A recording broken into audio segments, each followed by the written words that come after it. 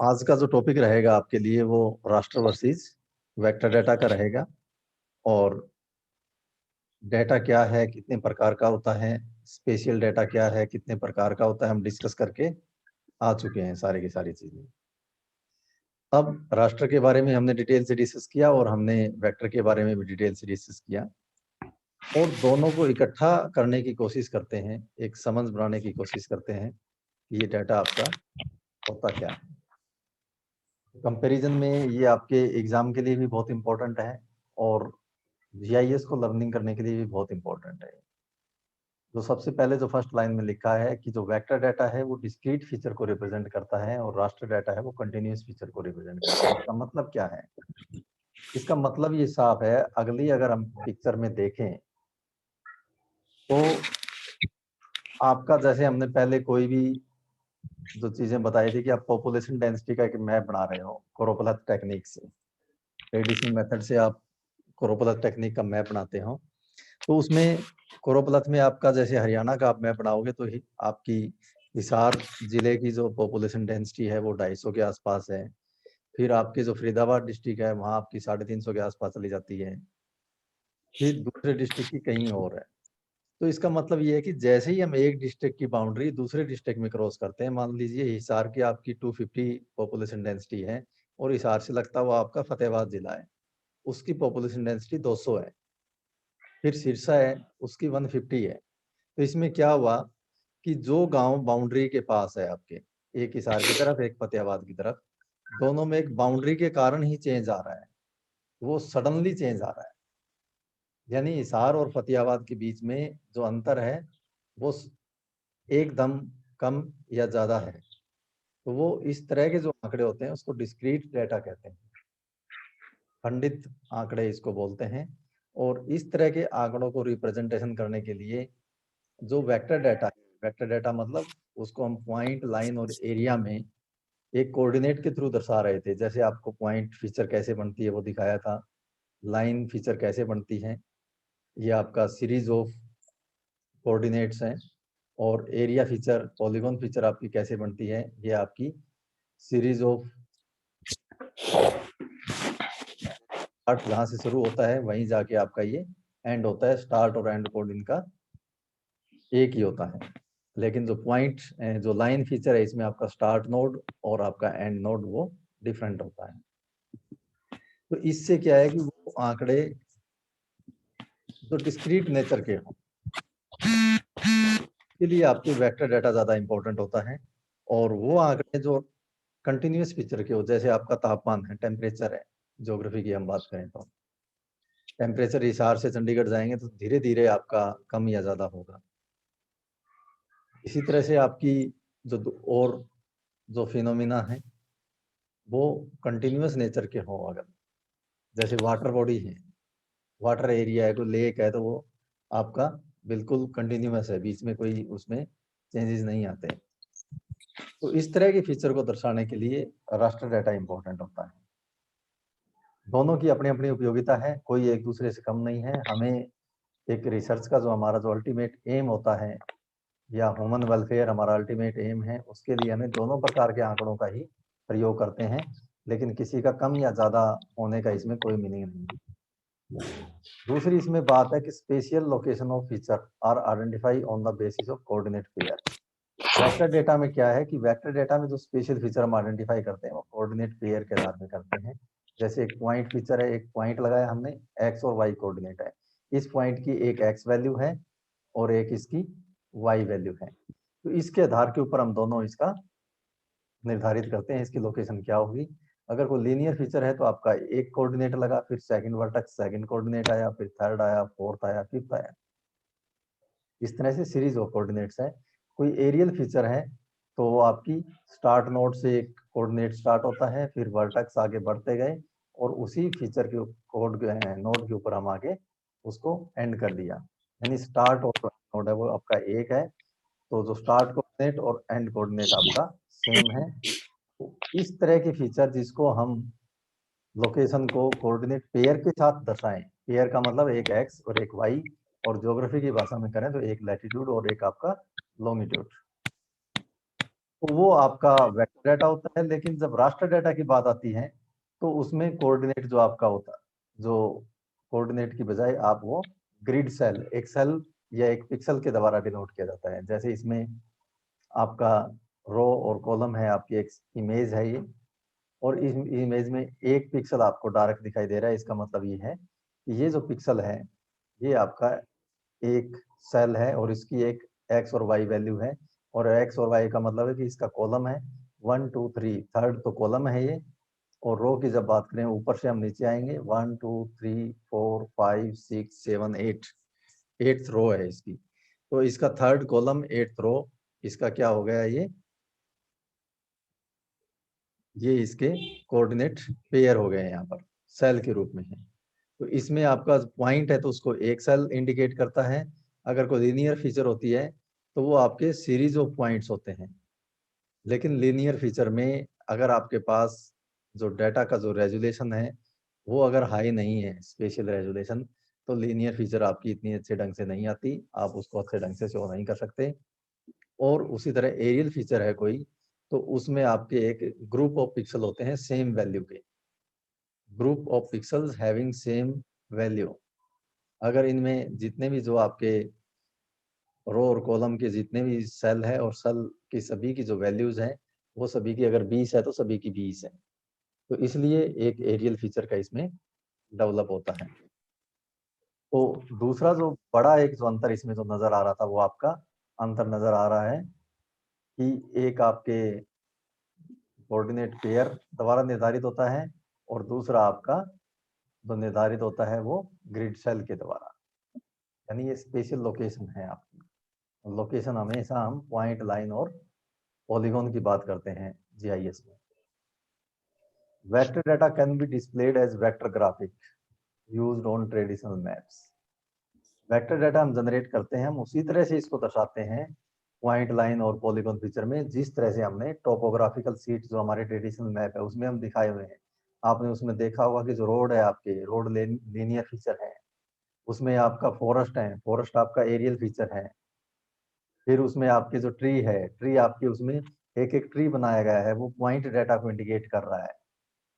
इस तरह से और भी इसमें आपकी फिजिकल फीचर इसमें हो सकती है टोपोग्राफिकल सीट में, स्थलाकृतिक मानचित्र में। तो वो जो सारी जो फीचर हैं वो आपकी पॉइंट, लाइन और पॉलीगॉन द्वारा ट्रेडिशनल मैप में दर्शाए गए हैं।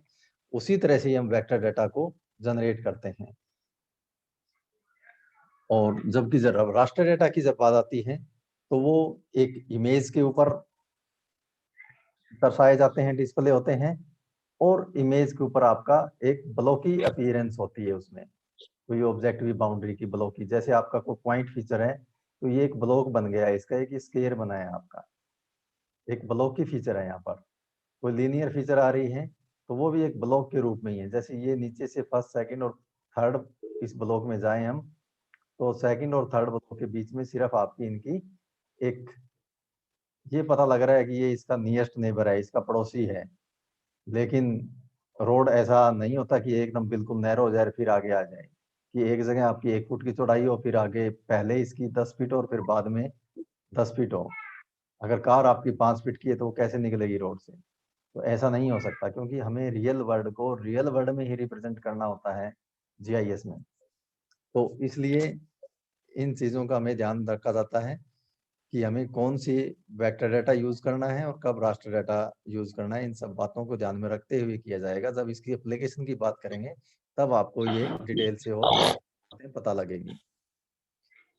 इसी तरह से आपका कॉलम है, ये भी सारे एक पूरा ब्लॉक डेवलप हो गया सेम वैल्यूज का। तो इसलिए ये कहा गया है कि जो आपका जो अंतर है वेक्टर और रास्टर डाटा में, कि वेक्टर डाटा आपका ग्राफिक के द्वारा दिखाया जाता है। जैसे ग्राफिक हो गए आपका एक लीनियर ग्राफ बन गया एक क्लोज, और ये एक आपका क्लोज ग्राफ है। यहाँ पर ये आपका सिंपल एक पॉइंट है। अगर आप ये स्कैटर प्लॉट कर दो सभी वैल्यू को, कोऑर्डिनेट को, तो इस तरह से आपको ग्राफिक की तरह ये दिखाई देते हैं। सेकंड, आगे जो इसमें जो अंतर आ रहा है वो आ रहा है कि raster data record value for all points in the area covered which में रिक्वायर मोर स्टोरेज स्पेस। कि रास्टर डाटा में जो भी आपका ब्लॉक है जो भी आपका सेल है, जो भी आपका पिक्सल है, उसकी हर एक की एक वैल्यू जरूर होती है। चाहे वैल्यू इसकी वो डिपेंड करती है कि आपका रेडियोमेट्रिक रेजोल्यूशन क्या है। अगर 8 बिट डाटा है आपका तो 256 वैल्यूज होगी उसमें, 0 to 255। और 7 बिट डाटा है तो उसमें आपकी जो वैल्यू होगी 0 से 125 होगी। टोटल वैल्यू जो आपकी होगी उसमें 126 होगी। तो उसमें क्या हो गया आपका कि ये रो भी इसमें और कॉलम भी सेव हो रहा है और साथ में उसकी वैल्यू भी हो रही है। तो इसलिए इसमें ये कहा गया है कि रास्टर डाटा में जो आपका सेल है या हर जो आपका पिक्सल है उसकी एक वैल्यू होती है। इसलिए उस वैल्यू को स्टोर करने के लिए आपके कंप्यूटर में स्पेस चाहिए। लेकिन जो वेक्टर डाटा जो फॉर्मेट है उसमें जो वैल्यू है आपकी वो डिपेंड करती है वर्टेक्स के ऊपर। जैसे पॉइंट लगाया हमने, एक पॉइंट की एक ही एक्स वाई वैल्यू है, जितने भी पॉइंट लगाएंगे उसकी हर एक एक्स वाई वैल्यू होगी। इधर आपकी जो पॉइंट है राष्ट्र में उसका एक सेल है या एक पिक्सल है, उसकी एक वैल्यू है। यहाँ ये कोई अंतर नजर नहीं आ रहा। लेकिन इसमें अगर हम जाएंगे लाइन में, इस लाइन में आपके जितने भी जो पिक्सल है वो सारे पिक्सल की वैल्यू दिखाई जाती है। लेकिन जब कोऑर्डिनेट्स में इसमें वेक्टर में जाएंगे, हमने एक पिक्सल लगा दिया, जितनी जो स्ट्रेट लाइन होगी रोड की या लीनियर फीचर की, उतने ही कम वर्टेक्स आएंगे। अगर उसमें कोई कर्व है तो थोड़े वर्टेक्स ज्यादा आएंगे। लेकिन ये वर्टेक्स आपका रास्टर डाटा के साथ कंपैरिजन करें तो उसमें बहुत कम आ रहे हैं। इसी तरह से आपके पॉलीगॉन में है। पॉलीगॉन में आपके सारे जितने भी जो सेल वैल्यू है सारी आपको सेव करनी पड़ती है इसमें। लेकिन यहाँ पर आपके चारों साइड से आपने एक ये बाउंड्री डेवलप कर दी आपके वर्टेक्स के थ्रू, डिफरेंट वर्टेक्स के थ्रू। यानी वर्टेक्स आपके कम लगते हैं राष्ट्र के मुकाबले। इसीलिए इसमें कहा गया है कि जो स्टोरेज जो कैपेसिटी है, जो स्पेस है, वो राष्ट्र डाटा के लिए ज्यादा रिक्वायरमेंट होती है और वेक्टर डाटा के लिए कम रिक्वायरमेंट होती है। तो इसलिए ज्यादातर जो वेक्टर डाटा है, जो वेक्टर की जो फाइल होती है, आप जब सेव करते हो तब आपको पता लगेगा चीज का, राष्ट्र डाटा के मुकाबले काफी छोटी होती है। और इतनी छोटी होती है कि आपकी जो राष्ट्र डाटा की फाइल है वेक्टर डाटा के मुकाबले उसकी तुलना में वो 10 गुना, 1000 गुना या इससे और ज्यादा बड़ी होती जाती है। जितना हमारा डाटा बढ़ता जाएगा, अगर डाटा हमारा 2 यूनिट में बढ़ रहा है तो राष्ट्र डाटा का जो सेविंग कैपेसिटी है, अगर काम करते हैं तो वो हमारा 10 से 100 गुना, 1000 गुना बढ़ता जाएगा।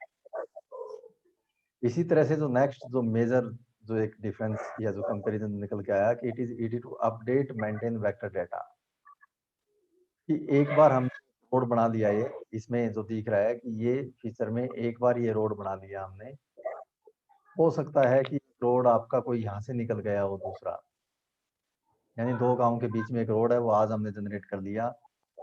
एक और गांव है पड़ोसी, उसके साथ पहले उन गांवों के साथ उनका कच्चा रास्ता था, पक्का बन गया, तो वो पक्का रोड और बना देते हैं हम। तो बनाते हैं तो इसको इजी हो गया, हमारा जो पहले जो डाटा डेवलप हुआ है उसी से ही हम नया डाटा जनरेट कर देंगे, उसी के साथ हम लिंक कर देंगे नए डाटा को।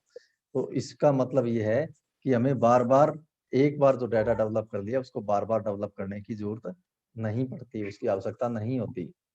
लेकिन अगर हम इमेज में रास्टर डाटा में काम करते हैं तो एक बार जो डाटा डेवलप कर लिया, अगर दोबारा से हमें कोई डाटा डेवलप करना है तो उसको हम यूज नहीं कर सकते, हमें नए सिरे से सारी प्रोसेस वो करनी पड़ती है। तो इसलिए ये जो डिफरेंस आपका जो बताया गया है यहाँ पर कि वेक्टर डाटा को हम अपडेट कर सकते हैं दोनों फीचर में, उसमें कुछ ऐड भी कर सकते हैं और उसमें हम रिमूव भी कर सकते हैं। लेकिन रास्टर डाटा में हम ऐड और रिमूव नहीं कर सकते, उसको पूरी तरह से हमें नए सिरे से उसमें डेवलप करना पड़ता है अगर कोई चेंजेस आ रहा है तो। इसी तरह से जो वेक्टर डाटा है वो अलाउ करता है किसके लिए, मोर एनालिसिस कैपेबिलिटी, उसकी जो और आगे फर्दर कोई विश्लेषण करना हो, उसमें उसमें कोई और चीज हमें कोई ढूंढनी हो, कोई और नेटवर्क, जैसे हमने रोड की बात की थी कि एक नया रोड जनरेट कर दिया, या बेस्ट रूट हमें आइडेंटिफाई करना हो कि दिल्ली जाना है किसी लोकेशन के ऊपर, हमें दिल्ली का ज्यादा नहीं पता, तो हमें कोई छोटा सा छोटा जो रास्ता कोई पता लग जाए तो वो हम पता कर सकते हैं उसमें। कोई 2 लेन हाईवे है, अब आपके आसपास हाईवे ज्यादा बन गए हैं, तो उसमें आप राष्ट्र में देखोगे तो राष्ट्र में तो आप सिर्फ रोड तो दिखा सकते हो कि ये रोड है, लेकिन 2 लेन हाईवे आप नहीं दिखा पाओगे कि ये 1 लेन है 2 लेन है, लेकिन लीनियर फीचर वेक्टर डाटा में उसको हम अच्छे ढंग से दिखा पाते हैं। दूसरा जो एनालिसिस कैपेबिलिटी के मतलब ये है कि उसमें हम आगे मैनिपुलेशन कर सकते हैं, आगे जाकर हम उसमें और ज्यादा कैलकुलेशन कर सकते हैं। तो इसलिए जो वेक्टर डाटा है उसका ज्यादा यूज होता है, और रास्टर डाटा में इस तरह का कैलकुलेशन हम नहीं कर सकते। एक विशेष प्रकार का कैलकुलेशन करने के लिए हमें हर बार उस इमेज से नए प्रकार का डाटा जनरेट करना होता है, यानी पुराने डाटा को हम ज्यादा उपयोग उसमें नहीं ला सकते। तो ये आपका रास्टर और वेक्टर डाटा के बीच में एक बड़ा अंतर था। और फिर आपका आता है नॉन स्पेशियल डाटा। हमने सबसे पहले आपको बताया था कि जियो स्पेशियल डाटा आपका 2 प्रकार का होता है, एक आपका स्पेशियल डाटा, एक आपका non spatial data. Spatial data में आपके हैं रास्टर डाटा और वेक्टर डाटा, और नॉन स्पेशियल डाटा है, इसको एट्रीब्यूट डाटा भी कहा जाता है। और इस एट्रीब्यूट डाटा में जनरली क्या है, आपकी जो इंफॉर्मेशन है वो रिकॉर्ड की जाती है किसी भी ऑब्जेक्ट की। अगर हमने कोई पॉइंट डाटा जनरेट किया है, तो जैसे पहले आपको ये बताया था कि हमने वेक्टर डाटा में एक पॉइंट डाटा ये लगा दिया, इस पॉइंट की क्या विशेषताएं हैं, क्या ये पॉइंट ट्री है, तो हम इसको लिखेंगे ट्री है। फिर आगे इसकी ट्री स्पेसीज का नाम क्या है, या हम लोकल लैंग्वेज में उसको क्या कहते हैं। फिर उसकी एज क्या है, कितना पुराना ट्री है, और जितनी भी विशेषताएं हैं वो आगे उसमें लिखते जाते हैं। जैसे हमने आपको पहले भी बताया था कि एट्रीब्यूट टेबल में कैसे उसकी एट्रीब्यूट इंफॉर्मेशन है वो ऐड की जाती है। प्रैक्टिकल क्लास में और ज़्यादा आपको बताएंगे। तो इस तरह से जो फीचर एक स्पेशल डाटा की पॉइंट की है या लाइन की है, लाइन है तो आपका वो क्या है, रोड है, रोड है। फिर आगे रोड टाइप क्या है, नेशनल है, स्टेट हाईवे है। फिर आगे और उसकी और करेक्टर हम उसमें डेवलप करते जाएंगे ऐड कॉलम के थ्रू, तो कितनी भी हम उसमें इंफॉर्मेशन है वो डाल सकते हैं। तो इस तरह से आपका जो नॉन स्पेशियल डाटा है वो स्पेशियल डाटा का एक इंफॉर्मेशन का रिकॉर्ड है, और इस प्रकार के रिकॉर्ड को एट्रीब्यूट डाटा भी कहा जाता है। और ये जो एट्रीब्यूट डाटा है ये स्पेशल डाटा के साथ लिंक होता है, उनका संबंध होता है। अगर हम स्पेशल डाटा को सिलेक्ट करते हैं तो एट्रीब्यूट डाटा सिलेक्ट होता है, और एट्रीब्यूट को सिलेक्ट करते हैं तो आपका स्पेशल डाटा सिलेक्ट होता है। तो दोनों में एक लिंक जो डेवलप हो रहा है वो एक आईडी के थ्रू होता है। और एट्रीब्यूट जो डाटा है वो कलेक्ट किए जाते हैं, उसको कंपाइल किया जाता है विशेष प्रोजेक्ट के लिए। आपका रिसर्च का ऑब्जेक्टिव क्या है, क्या काम आप करने जा रहे हो, उसके अनुसार ही ये सारे डाटा डेवलप किए जाते हैं। ये इसमें एग्जांपल है, लेकिन प्रैक्टिकली आपको मैंने प्रैक्टिकली क्लास में भी आपको बताया था कि पॉइंट का जो डाटा है वो कैसे जनरेट होता है, लाइन कैसे जनरेट होती है, और पॉलीगॉन कैसे जनरेट होता है। यहाँ पर एक एग्जांपल आपको दिखा रहे हैं कि स्पेशल डाटा में एक पॉलीगॉन बनाएगा, ये एक लेयर बनी है अपने आप में। ये बॉक्स पूरा दिख रहा है, ये डिफरेंट लेयर है, ये ऊपर एक लेयर है, इसके बीच में जो लेयर ये दूसरी है। पहले हम जो सबसे टॉप पर हमें जो दिखाई दे रही है उस लेयर की बात करेंगे। इस टॉप लेयर के आपका 33 से स्टार्ट हो जाए, 33, 34, 35, 36, यानी इसमें आपके 4 पॉलीगॉन बने हैं। यानी एक एरिया है, उस एरिया को 4 भागों में डिवाइड किया गया है, और उसकी जो आईडी जो बन के आई है 33, 34, 35, 36, फिर उसका नेम दिया गया है। जैसे हम रियल में जीआईएस में जब वर्क करेंगे, क्वांटम जीआईएस या आर्क जीआईएस में, उसमें तो वो टेबल में नेम दिया जाएगा कि ये लैंड यूज क्या है आपका। इसमें इन्होंने दिया है ABCD, इसमें नोमेनक्लेचर किया है इनका। दूसरी जो लेयर है नीचे वो भी एक लैंड यूज की है, उसमें ये कह रहा है कि यहाँ पर ये जो एरिया है इसमें आपका नंबर दिया है 100, और इसको दिया है नंबर 110, और ये वाटर की आईडी है। वाटर है आईडी 100, 110, और इसमें क्लास दी है, इसमें क्लास इसने दी है कि लैंड और वाटर। ये आपका 110 है, ये तो वाटर बॉडी है यहाँ पर, और जो 100 है वो आपका लैंड बॉडी है। ठीक है, तो ये अलग अलग फाइल जनरेट हुई। लेकिन जीआईएस की मैंने अभी बात की थी कि इसकी जो कैपेसिटी है फर्दर एनालिसिस करने की, वो क्या कर सकता है कि इन दोनों लेयर को, लैंड यूज की लेयर को, कि लैंड यूज आपके ABCD हैं, और फिर आपकी जो पूरा जो लैंड और जो वाटर है उसमें 2 क्लासिफिकेशन है यहाँ पर, इन दोनों को सुपर इम्पोज करने की कैपेसिटी, और सुपर इम्पोज ही नहीं, दिखने में सुपर इम्पोज नहीं हो रहा, बल्कि ये आपको सुपर इम्पोज करता है, इसको मर्ज भी कर देता है रियलिटी में। तो दोनों को मर्ज करेगा तो नीचे जो सबसे नीचे बॉटम में जो आपको जो दिखाई दे रहा है, ये एक नई क्लास बन के आएगी इन दोनों के मिक्सअप होने से, और आउटपुट आईडी कहलाती है ये कैपेसिटी जीआईएस की है। ये जीआईएस के अलावा और कहीं भी ये कैपेसिटी नहीं है, और ट्रेडिशनल मेथड में इस तरह से हम नहीं कर सकते, हमें बहुत टाइम कंज्यूम करना पड़ता है उसमें, और रिजल्ट भी इतने अच्छे ढंग से, इतने क्विक नहीं आते। इसमें आउटपुट आईडी बनने से कि पहले आपके 4 पॉलीगॉन थे, फिर 2 पॉलीगॉन थे, 4 और 2 6 पॉलीगॉन को मिलाने से जो लास्ट में जो इसका जो डेवलप करके आए हैं, इसमें 7 पॉलीगॉन डेवलप हो गए, और सबकी आईडी हो गई 1 2 3 4 5 6 7।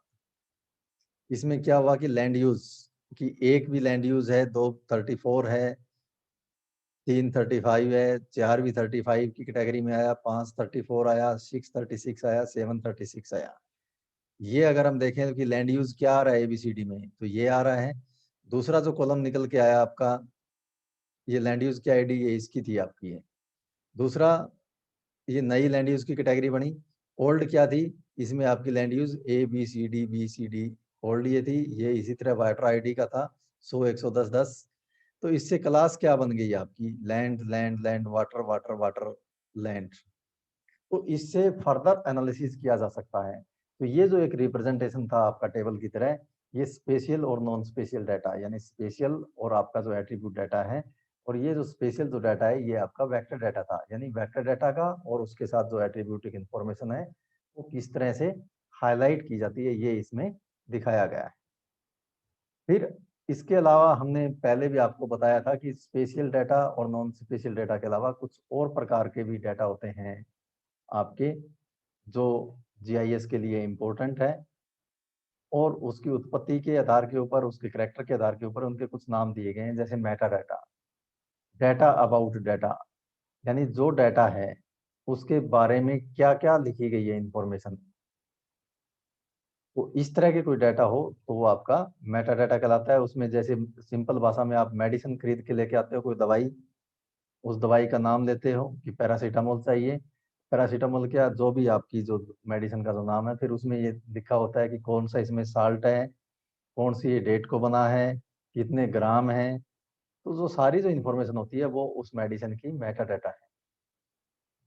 इसी तरह से आपने सैटेलाइट डाटा की बात करी थी पिछली बार, जो लिस्ट 3 जो डाटा है, लिस्ट 3 डाटा का मतलब ये है कि उसकी जो सारी इन्फॉर्मेशन है कि कब कौन से सेंसर इसमें लिस्ट 3 था, कौन से समय लिए गया है, कौन से एरिया का है, और जो सारी जो विशेषताएं हैं वो मेटा डाटा में आती है। इसी तरह से मेजर डाटा, मेजर डाटा का मतलब ये है कि physically collected data such as the data collected by the surveyor determining the location of a pipeline. ये सर्वेयर फील्ड में जाके सर्वे करता है, जैसे आप सर्वे करते हो, इसी तरह से जीपीएस की सहायता से सर्वे किया जा सकता है, जो सीधा वेक्टर डाटा जनरेट करता है जीपीएस आपका। पॉइंट डाटा वो ले सकता है, सर्वेयर जाके फील्ड में जाके ट्री की लोकेशन ले सकता है, वो किसी लीनियर फीचर की लोकेशन ले सकता है कि शहर में आपका सीवरेज लाइन है या गैस पाइपलाइन है या इलेक्ट्रिक आपकी जो वायर की जो लाइन है वो कैसे बिछी हुई है, वो सारा डाटा आपका मेजर डाटा कहलाता है। इसी तरह से इन्फर डाटा, इन्फर डाटा में कि अदर डाटा से कोई और नए प्रकार का डाटा जनरेट करना, वो इन्फर डाटा कहलाता है। और ये जो एग्जांपल था आपका इस सीट में, कि पहले लैंड यूज की कैटेगरी ली, फिर हमने वाटर की कैटेगरी ली, और फिर उससे कैटेगरी से एक नई कैटेगरी जो डेवलप हो गई आई, इस प्रकार का जो डाटा होता है ये इन्फर्ड डाटा कहलाता है, कि हमने कोई उसमें से एक नया कंक्लूजन निकाला है। टेम्पोरल डाटा, टेम्पोरल डाटा की समय के अनुसार जो चेंजेस आ रहे हैं उनके अनुसार वेक्टर डाटा में या राष्ट्र डाटा में जो परिवर्तन हो रहे हैं उसको रिकॉर्ड करना। राष्ट्र डाटा में आपकी समय, डिफरेंट समय की जो इमेजेस होती हैं, और वेक्टर डाटा में आपने एक बार वेक्टर डाटा जनरेट कर दिया, फिर आपको ये लगा कि नया रोड डेवलप हो रहा है, तो उस नए रोड को आपने वहां पर डेवलप कर दिया, जनरेट कर दिया। तो इस तरह के जो डाटा होते हैं वो आपके टेम्पोरल डाटा कहलाते हैं। और आगे हम जाके बात करेंगे डाटा स्ट्रक्चर की, ये नेक्स्ट लेक्चर में होगा। और ये जो नेक्स्ट लेक्चर आपका करेंगे हम मंडे को डाटा स्ट्रक्चर के ऊपर।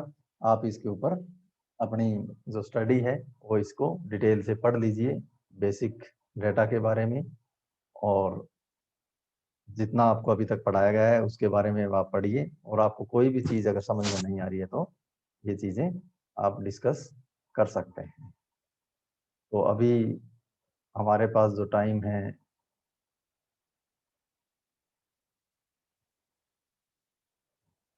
5-7 मिनट का और बचा है। किसी का कोई सवाल हो तो आप कर सकते हो, 5 मिनट का टाइम हमारे पास बचा हुआ है। अभी किसी का कोई सवाल?